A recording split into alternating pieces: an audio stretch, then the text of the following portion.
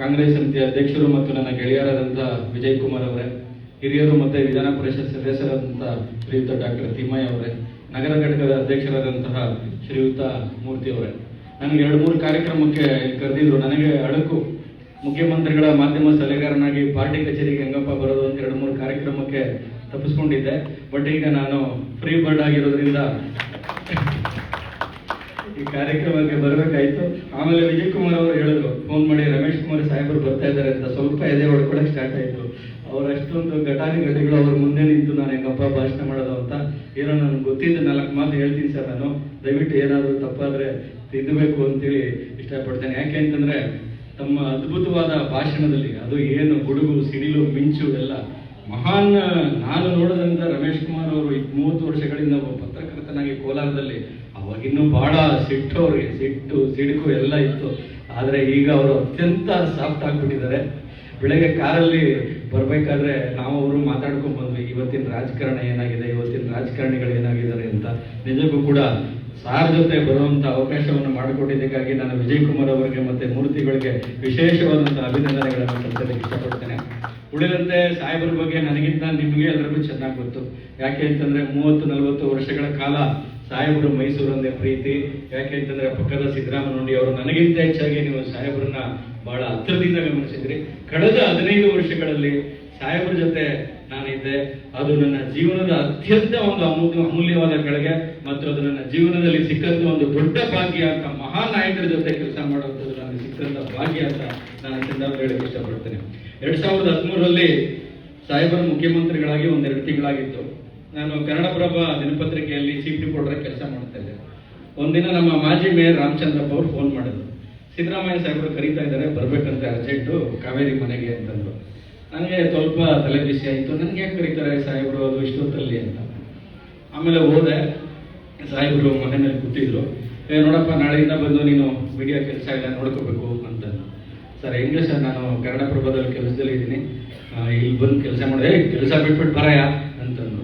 ನನಗೆ ಗಾಬರಿ ಆಗೋಯ್ತು, ಏನಪ್ಪ ಹಿಂಗೆ ದಬಾಯಿಸ್ತಾ ಇದ್ದಾರೆ ಅಂತ.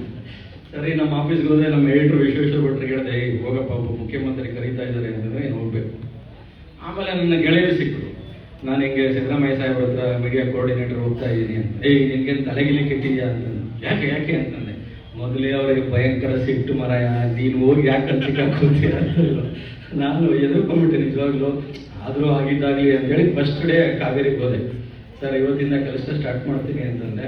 ಯಾರೋ ಮೈಸೂರಿನವ್ರೊಬ್ರು ಯಾವುದೋ ಟ್ರಾನ್ಸ್ಫರ್ ಚೀಟಿ ಹಿಡ್ಕೊಂಡು ಬಂದಿದ್ರು. ಏನೋ ಸೀರಿಯಸ್ ಆಗಿ ಡಿಸ್ಕಷನ್ ನಡೀತಾ ಇದ್ದು. ಸಿಕ್ಕಾಪಟ್ಟೆ ಬಲವಂತ ಮಾಡಿದವ್ರು ಕೆನ್ನೆಗೆ ರಾಪ್ ಅಂತ ಹೊಂದ್ಬಿಟ್ರು. ನಾನು ಅಲ್ಲಿ ಇಲ್ಲಿ ನನ್ನ ಕತೆ ಮುಗೀತು, ಈಗ ನಾನು ಕೆಲಸ ಮಾಡ್ದಂಗೆನೆ ನಾನು ಇಲ್ಲಿ ವಾಪಸ್ ಹೋಗಕ್ಕೆ ರೆಡಿ ಆಗಬೇಕು ಅಂತ. ಆಮೇಲೆ ಸರ್ ಹೇಗೆ 2 ನಿಮಿಷ ಆದ್ಮೇಲೆ ಅವ್ನು ಕೆನ್ನೆ ಹಿಂಗೆ ಹಿಡ್ಕೊಂಡು ನಿಂತಿದ್ದ. ಆಮೇಲೆ ಎಲ್ಲೋದ ನೋಡ ಅವನು ಅಂತಂದ್ರು. ಇಲ್ಲಿ ಆಚೆ ನಿಂತಿದ್ದಾನೆ ಅಂತ. ಹೇಗೆ ಬಾಯಿಗೆ ಹೊರಗಡೆ ಅಂತಂದ್ರು. ಅವ್ನು ಕೆನ್ನೆ ಸೋರ್ಬಿಟ್ಟು ಜೋರಾಗಿ ಹೇಳ್ಬಿದ್ದ ಅಂತ.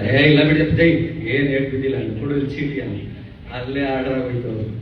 ಅವತ್ತು ನನಗೆ ಅರ್ಥ ಆಯಿತು, ಸಿದ್ದರಾಮಯ್ಯ ಅವರ ಸಿಟ್ಟಿನ ಹಿಂದೆ ಒಂದು ಕಾರಣ ಇರುತ್ತೆ.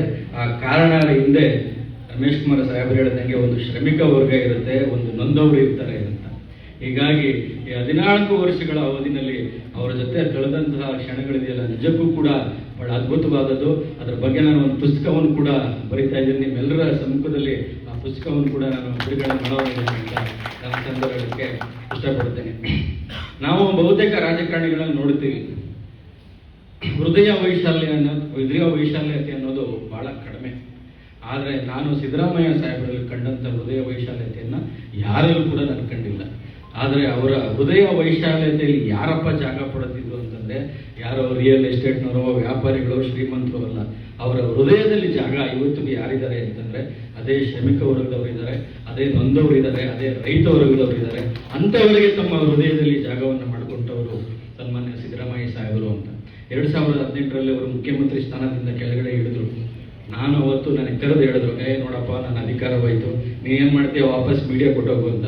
ಏನು ಸರ್ ಈಗ ಹೇಳಿದ್ರೆ ಹೆಂಗೆ ಸರ್, ನಾನೀಗ ಸಿದ್ದರಾಮಯ್ಯ ಬ್ರ್ಯಾಂಡು ಅಂತ ಗುರುತಿಸ್ಕೊಂಡ್ಬಿಟ್ಟಿದ್ದೀನಿ, ಯಾವ ಪೇಪರ್ ಅವ್ರು ಕರೆದು ನನಗೆ ಕೆಲಸ ಕೊಡ್ತಾರೆ ಸರ್, ಕಷ್ಟದ ಸುಖಗಳು ನಿಮ್ಮ ಜೊತೆ ಕಾಲ ಕಳ್ಕೊಂಡು ಇದ್ದು ಹೋಗ್ತೀನಿ ಅಂತಂದರೆ. ನಿಮ್ಗೆ ಗೊತ್ತಾಗಲ್ಲ ಕಣೆ, ಯಾರು ಸಂಬಳ ಕೊಡ್ತಾರೆ, ಸುಮ್ಮನೆ ಹೊಟ್ಟೋಗಿ ಬಂದರೆ. ಇಲ್ಲ, ಅಲ್ಲಿ ಹೋಗಲ್ಲ ಸರ್, 5 ವರ್ಷ ನನಗೆ ಒಳ್ಳೆ ಸ್ಥಾನಮಾನ ಕೊಟ್ಟಿದ್ದೀರಿ, ನಾನು ನಿಮ್ಮ ಜೊತೆನೇ ಇರ್ತೀನಿ ಅಂತ. ಬಾದಾಮಿ ಶಾಸಕರು ಆ 5 ವರ್ಷಗಳ ಕಾಲ ಆ ಬಾದಾಮಿಯ ಶಾಸಕರಾಗಿ ಅವರು ಪಟ್ಟಂಥ ಕಷ್ಟವನ್ನು ನಾನು ಕಣ್ಣಾರೆ ನೋಡಿದ್ದೀನಿ. ಯಾಕೆಂತಂದರೆ ಬೆಳಿಗ್ಗೆ 6:30 ಫ್ಲೈಟ್ ಇಲ್ಲಿಂದ ಹುಬ್ಬಳ್ಳಿ, 7:00 ಹುಬ್ಬಳ್ಳಿ ಏರ್ಪೋರ್ಟಲ್ಲಿ ಲ್ಯಾಂಡ್ ಆಗಬೇಕು. ಯಾರೋ ಉಪ್ಪಿಟ್ಟು ಏನೋ ಬಂದು ತಿಂಡಿ ತಂದು ಕೊಡ್ತಾರೆ. ಅಲ್ಲಿಂದ 1.5 ಗಂಟೆ ಜರ್ನಿ, 2 ಗಂಟೆ ಜರ್ನಿ ಬಾದಾಮಿಗೆ. ಅಲ್ಲಿ ಯಾರೋ ದಾರಿನಲ್ಲಿ ಸೀಬೆಕಾಯಿ ತಂದು ಕೊಡ್ತಾನೆ, ನೇರಳೆ ತಂದು ಕೊಡ್ತಾನೆ. ಚಿಕ್ಕ ಊರು ಬಾದಾಮಿ, ಚಿಕ್ಕ ತಾಲೂಕು ಕೇಂದ್ರ. ನನಗೆ ಆಶ್ಚರ್ಯ, ಏನಪ್ಪ ಒಬ್ಬ ಮುಖ್ಯಮಂತ್ರಿಯಾಗಿ IAS, IPS ಮಂತ್ರಿಗಳು ಇವ್ರ ಮಧ್ಯೆ ಎಲ್ಲ ಇಂಥದ್ದವರು, ಇದು ಯಾವುದೋ ಒಂದು ಸಣ್ಣವರಲ್ಲಿ ಬಂದು ಸಿಗಾಕೊಂಡ್ಬಿಟ್ರಲ್ಲಪ್ಪ ಅಂತ. ಆದರೂ ಕೂಡ ಅವ್ರ ಮುಖದಲ್ಲಾಗಲಿ ಅವ್ರ ಹೃದಯದಲ್ಲಾಗಲಿ ಎಳ್ಳಷ್ಟು ಕೂಡ ಬೇಸರ ಇರಲಿಲ್ಲ. ಯಾವ ರೀತಿ ಅವರಲ್ಲಿ ಸಭೆಗಳನ್ನು ಮಾಡ್ತಾ ಇದ್ರು ಅಂದರೆ, ವಿಧಾನಸೌಧದ ಸಮ್ಮೇಳನ ಸಭಾಂಗಣದಲ್ಲಿ ಅವರು ನಡೆಸಿದಂಥ ಸಭೆಗಳನ್ನು ನೋಡಿದ್ದೀನಿ, ಬ್ಯಾಂಕ್ವೆಟ್ ಹಾಲಲ್ಲಿ ಅವರು ನಡೆಸಿದಂಥ ಸಭೆಗಳನ್ನ ನೋಡಿದ್ದೀನಿ. ಯಾವುದೋ ಕೋಳಿ ಗೂಡು ಥರ ಒಂದು ಸಭಾಂಗಣ, 30 ಜನ ಕೂತ್ಕೊಳ್ಳೋಕೆ ಕೂಡ ಜಾಗ ಇಲ್ಲ. ಅಂಥ ಜಾಗದಲ್ಲಿ ಬೆಳಗ್ಗೆ 10 ಗಂಟೆಯಿಂದ ರಾತ್ರಿ 10 ಗಂಟೆವರೆಗೂ KDP ಮೀಟಿಂಗ್ ಮಾಡೋದು. ನಾನು ಕಾರಲ್ಲಿ ಬರೋಕೆ ಕೇಳಿದೆ, ಸರ್ ಇದೆಲ್ಲ ಬೇಕಾ ಸರ್, ಆರಾಮಾಗಿ ನೀವು ಬೆಂಗಳೂರಲ್ಲಿ ಯಾರು ಬೇಕಾದರೆ ಇಲ್ಲಿಗೆ ಬೆಂಗಳೂರಿಗೆ ಬಂದು ನಿಮ್ಮ ಕೆಲಸ ಮಾಡಿಕೊಡ್ತಾರೆ ಅಂತ. ಆವಾಗ ನನಗೊಂದು ಮಾತು ಹೇಳಿದ್ರು, ನೋಡಪ್ಪ, ಅಧಿಕಾರ ಅನ್ನೋದು 4 ಜನರಿಗೆ ಅನುಕೂಲ ಮಾಡೋಕ್ಕೋಸ್ಕರ ಇರೋದು. ನೀನು ಅನುಕೂಲ ಮಾಡಿಕೊಳ್ಳಿಲ್ಲ ಅಂತಂದರೆ ಓಟ್ ಹಾಕದ ಮತದಾರರೇ ನೀನು ಭಾರಾಗೋಗ್ತೀಯಾ, ಸತ್ತ ಮೇಲೆ ನಾಳೆ ಹೆಣ ಬರ್ತಾರಲ್ಲ ಆ 4 ಜನಕ್ಕೂ ನೀನು ಭಾರಾಗೋಗ್ತೀಯಾ. ಹೀಗಾಗಿ ಬಾದಾಮಿನೋ ಬೆಂಗಳೂರು ಮೈಸೂರು ನನ್ನನ್ನು ಓಟ್ ಹಾಕಿ ನನ್ನ ಕಷ್ಟ ಕಾಲದಲ್ಲಿ ಗೆಲ್ಲಿಸಿದ್ದಾರೆ, ಅವ್ರನ್ನ ಕೈ ಹಿಡಿಯುವಂಥ ಕೆಲಸ ನಾನಿವತ್ತು ಮಾಡಬೇಕು ಅಂತೇಳಿ ಅವತ್ತು ಬಾದಾಮಿಯ ಶಾಸಕರಾಗಿ 5 ವರ್ಷಗಳ ಕಾಲ ಇತಿಹಾಸದಲ್ಲಿ ಬಾದಾಮಿಯ ಜನ ನೋಡಿರಲಿಲ್ಲ ಅಭಿವೃದ್ಧಿ ಕಾಮಗಾರಿಗಳನ್ನು. ಸುಮಾರು 3,000 ಕೋಟಿ ರೂಪಾಯಿಗಳಷ್ಟು ಅಭಿವೃದ್ಧಿ ಕಾಮಗಾರಿಗಳನ್ನು ಬಾದಾಮಿಗೆ ತಂದುಕೊಟ್ಟಂಥ ಕೀರ್ತಿ ಸನ್ಮಾನ್ಯ ಸಿದ್ದರಾಮಯ್ಯ ಸಾಹೇಬರಿಗೆ ಸಲ್ತದೆ. ಹೀಗಾಗಿ ಅವರು ನಾನು ಮುಖ್ಯಮಂತ್ರಿ ಕರೆದಿಂದ ಕೆಳಗಿಳಿದ್ದೀನಿ, ಇಲ್ಲಿ ನನಗೆ ಜವಾಬ್ದಾರಿ. ನಾವು ನೋಡಿದ್ದೀವಿ ಬಹಳಷ್ಟು ರಾಜಕಾರಣಿಗಳು MLA ಆದರೆ ಸಾಕು 4 ಕೊಂಬ ಬಂತವ್ರ ಥರ ಆಡ್ತಾ ಇರ್ತಾರೆ. ಅವರು ರೋಲ್ಸ್ ರಾಯ್ಸ್ ಕಾರೇನು, ಬೆಂಚ್ ಕಾರೇನು ಅದರಲ್ಲಿ ಓಡಾಡ್ಕೊಂಡು, ಯಾವುದೋ ಸಾಮಾನ್ಯ ಕಾರಲ್ಲಿ ಓಡಾಡಿಕೊಂಡು ಬಾದಾಮಿ ಎಲ್ಲ ಓಡಾಡಿ ಹಳ್ಳಿಯಲ್ಲಿ, ಅದು ಯಾರೋ ಅಡಕೆ ತಟ್ಟೆಯಲ್ಲಿ ಊಟ ತಂದುಕೊಟ್ರೆ ಯಾರ್ದೋ ಹೊರದಲ್ಲೋ ತೋಟದಲ್ಲೋ ಕೂತ್ಕೊಂಡು ಊಟ ಮಾಡೋದು. ನಾನು ಅನಿಸ್ತಾ ಇತ್ತು, ಏನು ಮುಖ್ಯಮಂತ್ರಿಗಳಾಗಿದ್ದವರು ಈ ರೀತಿ ಅಂತಂದರೆ, ಇಲ್ಲ ಜನಸಾಮಾನ್ಯರು ನಾನು ಗೆಲ್ಲಿಸಿದ್ರೆ ನಾನು ಜನಸಾಮಾನ್ಯರ ಜೊತೆನೇ ಇರಬೇಕು. ಯಾಕೆ ಅಂತಂದರೆ ಬಾದಾಮಿ ಜನ ಜೊತೆ ಕೈ ಹಿಡಿದೋಗಿದ್ದರೆ ನನ್ನ ರಾಜಕೀಯ ಇತಿಹಾಸನೇ ಅವತ್ತು ಮುಗಿದೋಗ್ತಾ ಇತ್ತು. ಹೀಗಾಗಿ ಅವರು ನನ್ನ ಪ್ರೀತಿಯಿಂದ ಆಯ್ಕೆ ಮಾಡಿದ್ದಾರೆ. ಹೀಗಾಗಿ ನಾನು ಅವರನ್ನ ಪ್ರೀತಿಯಿಂದ ಕಾಣಬೇಕು ಅಂತ ಅವತ್ತು ಸಿದ್ದರಾಮಯ್ಯ ಸಾಹೇಬರು ಹೇಳ್ತಿದ್ರು. ಯಾಕೆ ಅಂತಂದರೆ ಜನಗಳು ಅಂತಂದರೆ ಅಷ್ಟೇ, ನಾವು ಎಲ್ಲಾದರೂ ಪ್ರವಾಸ ಹೋಗಿ ರಾತ್ರಿ 11 ಗಂಟೆಗೆ ಬಂದರೂ ಕೂಡ ಆ ಗೇಟಲ್ಲಿ ಒಂದು 10-20 ಜನ ಯಾವಾಗಲೂ ನಿಂತಿರ್ತಾರೆ. ಯಾವಾಗ ಹೋದ್ರು ಕೂಡ ಅಲ್ಲಿ ಗೇಟಲ್ಲಿ ಕಾರನ್ನು ನಿಲ್ಲಿಸಿ ಬರ ಇಲ್ಲಿ ಏನ್ರೇ ನಿಮ್ದು ಅಂತ ಕೇಳಿ ಕಾರ್ ತೆಗೆಸ್ಕೊಂಡು ಹೊಟ್ಟೋಗ್ಬಿಡ್ಬೋದು. ಯಾಕೆಂತಂದ್ರೆ ನೀವು ನೋಡಿದ್ದೀವಿ ಹಲವಾರು ಜನ ರಾಜಕಾರಣಿಗಳು ಎತ್ತಿರ್ತರದ ಕಾಂಪೌಂಡ್ಗಳನ್ನ ಹಾಕೊಂಡು ಬಂಗ್ಲೆಗಳು ಕಟ್ಕೊಂಡು ಜನಗಳು ಬಂದರೆ ಸಾಕು ಓಡೋಗುವಂಥ ರಾಜಕಾರಣಿಗಳು ನೋಡಿದ್ದೀವಿ. ಆದರೆ ಜನಗಳನ್ನ ಕಂಡ್ರೆ ಅವ್ರ ಹತ್ರ ಓಡೋಗುವಂಥ ರಾಜಕಾರಣಿ ನಮ್ಮ ರಾಜ್ಯದಲ್ಲಿ ಯಾರಾದರೂ ಇದೆ, ಅದು ಸನ್ಮಾನ್ಯ ಸಿದ್ದರಾಮಯ್ಯ ಸಾಹೇಬರು ಅಂತ ನಾನು ಅತ್ಯಂತ ಗರ್ವದಿಂದ ಈ ಸಂದರ್ಭದಲ್ಲಿ ನಾನು ಹೇಳ್ಕೊಳ್ಳೋಕೆ ಇಷ್ಟಪಡ್ತೇನೆ. ಸಮಾಜವಾದದ ಹಿನ್ನೆಲೆಯಿಂದ ಬಂದವರು, ಒಂದು ತತ್ವ ಮತ್ತು ಒಂದು ಸಿದ್ಧಾಂತಕ್ಕೆ ಯಾವಾಗಲೂ ಹೇಳ್ತಾ ಇದ್ದಾರೆ, ನಾನು ನಂಬಿದ ತತ್ವ ಮತ್ತು ಸಿದ್ಧಾಂತವನ್ನು ಯಾವುದೇ ಕಾರಣಕ್ಕೂ ಕೂಡ ನಾನು ಬಿಟ್ಕೊಡಲ್ಲ, ಯಾವುದರಲ್ಲಿ ರಾಜಿಯಾಗೋ ಪ್ರಶ್ನೆನೇ ಇಲ್ಲ. ಹೀಗಾಗಿ ಯಾರೇ ರಾಜಕಾರಣಿಗಳಿರಲಿ, ನಿಮಗೊಂದು ತತ್ವ ಇರಬೇಕು, ಒಂದು ಸಿದ್ಧಾಂತ ಇರಬೇಕು, ಎಲ್ಲದಕ್ಕಿಂತ ಹೆಚ್ಚಾಗಿ ಜನರನ್ನ ಪ್ರೀತಿಸಿ ಗೌರವಿಸುವಂತಹ ಒಂದು ಕಳಕಳಿ ನಿಮ್ಮ ಹೃದಯದಲ್ಲಿ ಬರಬೇಕು ಅನ್ನುವಂತಹ ಮಾತನ್ನ ಸನ್ಮಾನ್ಯ ಸಿದ್ದರಾಮಯ್ಯ ಸಾಹೇಬರು ಯಾವಾಗಲೂ ಹೇಳ್ತಾನೆ ಇರ್ತಾರೆ. ಆದರೆ ಅವರು ಒಂದೇನಂದ್ರೆ, ಅವರು ಮುಖ್ಯಮಂತ್ರಿ ಆಗಿದ್ರು ಕೂಡ ಅವ್ರ ದೃಷ್ಟಿಯಲ್ಲಿ IAS ಅಧಿಕಾರ ಆದರೂ ಒಂದೇ, ಹಳ್ಳಿಯಿಂದ ಬಂದಂತಹ ಬಡ ಬುರಯ್ಯ ಆದರೂ ಒಂದೇ, ಎಲ್ರಿಗೂ ಕೂಡ ಸಮಾನ, ಎಲ್ಲರೂ ಸಮಾನ ಪ್ರೀತಿಯಿಂದ ಕಾಣುವಂತಹ ಮನೋಭಾವ ಇವತ್ತಿಗೂ ಕೂಡ ಅವರಲ್ಲಿದೆ. ನಾನು ಸನ್ಮಾನ್ಯ ಸಿದ್ದರಾಮಯ್ಯ ಸಾಹೇಬರು, ರಮೇಶ್ ಕುಮಾರ್ ಸಾಹೇಬರು ಹೇಳಿದಂಗೆ 3 ವಿಚಾರಗಳಲ್ಲಿ ಅವರು ಕುಗ್ಗಿ ಹೋಗಿದ್ದನ್ನ ನಾನು ನೋಡಿದೆ. ಒಂದನೇದು, ರಾಕೇಶ್ ಸಿದ್ದರಾಮಯ್ಯ ಅವರು ವಿದೇಶದಲ್ಲಿದ್ದರು, ಅವರ ಆರೋಗ್ಯ ತೀರಾ ಹದಗೆಟ್ಟಿದೆ ಅಂತ ಫೋನ್ ಬಂದಾಗ KSRTC ಎಂಪ್ಲಾಯೀಸ್ದು ಮುಷ್ಕರ ನಡೀತಾ ಇತ್ತು, ತುಂಬ ಪೀಕ್ ಹೊಟ್ಟೋಗಿತ್ತು ಮುಷ್ಕರ. ಫೋನ್ ಬಂದ ತಕ್ಷಣ ಅರ್ಜೆಂಟ್ ಬರಬೇಕು ಅಂತ ಕರೆ ಬಂತು, ಆದರೆ ಅವ್ರು ಬಿಟ್ಟೋಗ್ಲಿಲ್ಲ. ಮೀಟಿಂಗನ್ನು ಮುಗಿಸಿ, ಎಷ್ಟೇ ದುಃಖದಲ್ಲಿದ್ದರೂ ಕೂಡ ಮೀಟಿಂಗನ್ನು ಮುಗಿಸಿ, ಮೀಟಿಂಗ್ ಆದಮೇಲೆ ಪತ್ರಿಕಾಗೋಷ್ಠಿಯನ್ನು ಮಾಡಿ ಅವರು ವಿದೇಶಕ್ಕೆ ತೆರಳೋದು. ಇನ್ನೊಂದು ಅತ್ಯಂತ ನೋವಿನ ಸಂಗತಿ ನಾನು ಅವರಲ್ಲಿ ನೋಡಿದ್ದು ಅಂತಂದರೆ, ಆ ಸ್ಟೇಡಿಯಂನಲ್ಲಿ 11 ಜನ ಸತ್ತೋಗ್ಬಿಟ್ರು. ಅವತ್ತು ಅವರು ಸಿದ್ದರಾಮಯ್ಯ ಸಾಹೇಬರು ಹಾಗೇ ಇರಲಿಲ್ಲ. ಅವರು ಎಷ್ಟೊಂದು ಕುಗ್ಗಿ ಹೋಗಿದ್ರು ಅಂದರೆ, ಹಾಸ್ಪಿಟ್ಲಿಗೆ ಬಾಡಿ ನೋಡಕ್ಕೆ ಹೋದಾಗ ಒಬ್ಬ ಹುಡುಗನ ತಂದೆ ಸಾಹೇಬರ ಕಾಲು ಹಿಡ್ಕೊಂಬಿಟ್ಟ, ನನ್ನ ಮಗನ ವಾಪಸ್ ತಂದು ಕೊಡಿ ಸರ್, ನನ್ನ ಹತ್ರ 100 ಕೋಟಿ ಆಸ್ತಿ ಇದೆ, ಆಸ್ತಿ ತಂದು ನಿಮ್ಮ ಕಾಲ ಮೇಲೆ ಬಿಸಾಕ್ಬಿಡ್ತೀನಿ, ನನ್ನ ಮಗನ ವಾಪಸ್ ತಂದು ಕೊಡಿ ಅಂತ ಅವತ್ತು ಅವರು ಕಣ್ಣೀರು ಹಾಕಿದ್ದನ್ನು ನಾನು ಕಣ್ಣಾರೆ ನೋಡಿದೆ. ಅದಾದಮೇಲೆ ಕ್ರಿಕೆಟ್ ಪಂದ್ಯಾವಳಿ ಯಾವುದಕ್ಕೂ ಆಹ್ವಾನ ಮಾಡೋಕ್ಕೆ ವೆಂಕಟೇಶ್ ಪ್ರಸಾದ್ ಬಂದಾಗ ಹೇಳಿದ್ರು, ಆ 11 ಜನ ಸತ್ತಿದ್ದು ಇನ್ನೂ ನನ್ನ ಕಣ್ಣು ಮುಂದೆ ಇರುವಾಗ ನಾನು ಬಂದು ಆ ಸ್ಟೇಡಿಯಮಲ್ಲಿ ಕೂತ್ಕೋಬೇಕೇನ್ರಿ, ನನ್ನ ಕೈಲಾಗಲ್ಲ, ನಾನು ಬರೋದಿಲ್ಲ ಅಂತ ಹೇಳಿದ್ರು. ಅದಾದಮೇಲೆ ಮುಖ್ಯಮಂತ್ರಿ ಸ್ಥಾನಕ್ಕೆ ರಾಜೀನಾಮೆ ಕೊಡೋ ಸಂದರ್ಭದಲ್ಲಿ ಬಹುಶಃ ಖಾದರ್ ಸಾರು ಇದ್ರು ಅಂತ ಕಾಣುತ್ತೆ, ಎಲ್ಲ ಮಂತ್ರಿಗಳು ಅವತ್ತು ಅವರನ್ನು ಅವರನ್ನು ಕುರಿತು ಮಾತಾಡಿದ್ರು. ಅವರೆಲ್ಲರ ಮಾತುಗಳನ್ನು ಕೇಳಿ ಅವರ ಕಣ್ಣುಗಳಲ್ಲಿ ಧಾರಾಕಾರವಾಗಿ ನೀರು ಹರಿದಿದ್ದನ್ನು ನಾನು ನೋಡಿದೆ.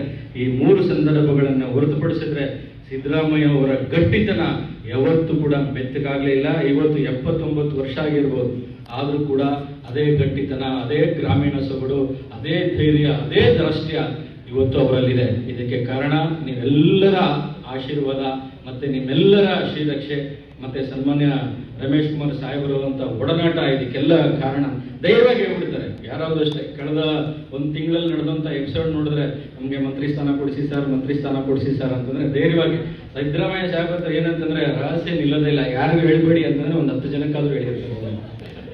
ಆಮೇಲೆ ನಿನಗೆ ಮಂತ್ರಿ ಸ್ಥಾನ ನಾನು ಕೊಡ್ಸಲ್ಲ, ನಿನ್ನ ಹೆಸರು ನಾನು ಹೇಳಲ್ಲ, ಹೀಗೆ ನೇರವಾಗಿ ಅಂದ್ರೆ ಪ್ರೀತಿ ಅಷ್ಟೇ, ಪ್ರೀತಿಯಿಂದನೇ ಹೇಳ್ತಾರೆ.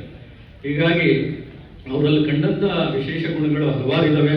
ಅದನ್ನು ಹೇಳ್ತಾ ಹೋದ್ರೆ ಇಡೀ ದಿವಸ ಆದರೂ ಕೂಡ ಸಾಕಾಗೋದಿಲ್ಲ. ಇನ್ನೊಂದ್ಸತಿ ಬಂದಾಗ ಅದನ್ನೆಲ್ಲ ಕೂತ್ಕೊಂಡು ದೀರ್ಘವಾಗಿ ಮಾತಾಡೋಣ ಅಂತ ಹೇಳ್ದ. ಇವತ್ತು ನಮ್ಮ ನಾಡು ಕಂಡಂತಹ ಒಬ್ಬ ಅಪರೂಪದ ರಾಜಕಾರಣಿ, ನಿಜಕ್ಕೂ ಕೂಡ ಅವರ ಜೊತೆ ನಾವಿದ್ದೇವೆ. ಒಂದು ಆಲದ ಮರದ ಕೆಳಗೆ ನಾವೆಲ್ಲ ಆಶ್ರಯದಲ್ಲಿ ಇದ್ದೇವೆ ಅನ್ನೋದೇ ಒಂದು ಹೆಮ್ಮೆಯ ಸಂಗತಿ. ಅದು ನನ್ನ ಪಾಲಿಗಂತೂ ಕೂಡ ನಾನು ಮನ್ಸಲ್ಲಿ ಕೂಡ ಅನ್ಕೊಂಡಿರ್ಲಿಲ್ಲ. ಹೋಗಿ ಸಿದ್ದರಾಮಯ್ಯ ಸರ್ ಆಫೀಸಲ್ಲಿ ಅವ್ರಿಗೆ ಮಾಧ್ಯಮ ಸಲಹೆಗಾರ ಅನ್ನೋದು ಎಷ್ಟಷ್ಟೇ. ಅವರ 40 ವರ್ಷಗಳ ರಾಜಕೀಯ ಹೋಗಿ ನಾನು ಯಾವ ಸಲಹೆ ಕೊಡೋಕ್ಕಾಗುತ್ತೆ ಅವ್ರಿಗೆ?